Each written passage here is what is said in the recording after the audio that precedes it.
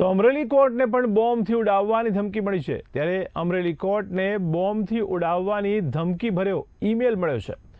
ત્યારે જજ ચેમ્બર અને કોર્ટ પરિસરને ખાલી કરવામાં આવ્યું છે। ત્યારે 14 RDX ભરેલા બોમ્બથી વિસ્ફોટ કરવાની ધમકી મળી છે। ત્યારે અજમલ કસાબ અને તમિલનાડુના મુદ્દાને ટાંકીને આ ઈમેલ આવ્યો છે। જોકે પોલીસ, ડોગ સ્ક્વોડ અને FSL ઘટના સ્થળે પહોંચી ગયા છે। ત્યારે થોડા દિવસ પહેલાં પણ પોસ્ટ ઓફિસ, પાસપોર્ટ ઓફિસને પણ આ ધમકીઓ મળી છે। ત્યારે લોકોના પણ ટોળેટોળા કોર્ટ બહાર ઉમટી પડ્યા છે। તો અમરેલી કોર્ટને પણ ધમકી મળી છે, જેને લઈને કોર્ટ પરિસરને હાલ ખાલી કરાવાયું છે। તમારા સંવાદદાતા ફારૂક કાદરી ફોન લાઈનથી જોડાયા છે। જી ફારૂક, ફરી એકવાર અમરેલી કોર્ટને બોમ્બથી ઉડાવવાની ધમકી મળી છે, તેને લઈને આપ શું કહેશો?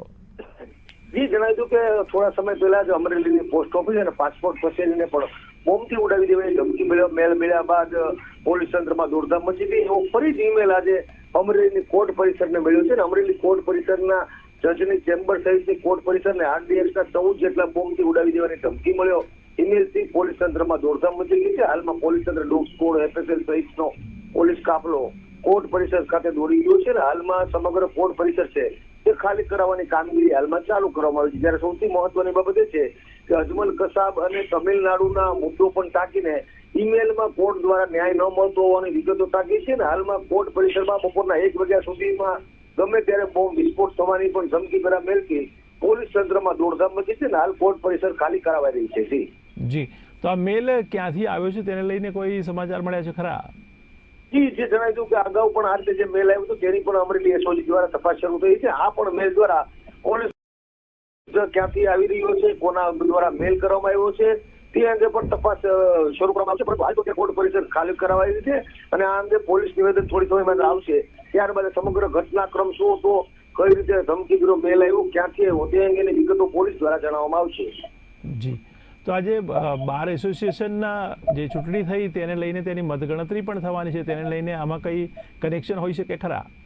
નહીં, જો મહત્વની વાત ગણી તો આ રીતે અગાઉ પણ કોર્ટ પરિસર સહિત અગાઉ પણ જે ધમકીઓ ભર્યા ઈમેલ આવતા હતા, પરંતુ સરવાળે કઈ મળતું નથી, પરંતુ આના ગુના દાખલ થાય છે। આમાં પણ એવી જ ઘટના હોવાનું અત્યારે પ્રાથમિક અનુસંધાને દેખાય છે। પરંતુ હાલ જે રીતે પોલીસ છે તે સતર્ક બની અને હાલમાં સંપૂર્ણ કોર્ટ પરિસર છે તે ખાલી કરાવાઈ રહી છે। કોર્ટ પરિસર ખાલી કરાયા બાદ પોલીસ તંત્રને તપાસમાં શું મળે છે બાદ જ સંપૂર્ણ પોલીસ આમાં કહી શકશે। જી ફારૂક, સમગ્ર માહિતી બદલ આભાર। ત્યારે અમરેલી કોર્ટને પણ બોમ્બથી ઉડાવવાની ધમકી મળી છે। ત્યારે 14 જેટલા RDX ભરેલા બોમ્બથી વિસ્ફોટ કરવાની ધમકી આપવામાં આવી છે। તો અજમલ કસાબ અને તમિલનાડુમાં થયેલ ઘટના અંગે પણ આમાં ઉલ્લેખ કરવામાં આવ્યો છે। ત્યારે પોલીસ, ડોગ સ્ક્વોડ અને FSL પણ ઘટના સ્થળે પહોંચી ગયું છે। ત્યારે થોડા દિવસ પહેલાં પણ પોસ્ટ ઓફિસ, પાસપોર્ટ ઓફિસને પણ આવી ધમકીઓ મળી ચૂકી છે। ત્યારે આ ધમકીને પગલે તપાસ ચાલી રહી છે। ત્યારે લોકોના પણ ટોળેટોળા કોર્ટ બહાર ઉમટી પડ્યા છે।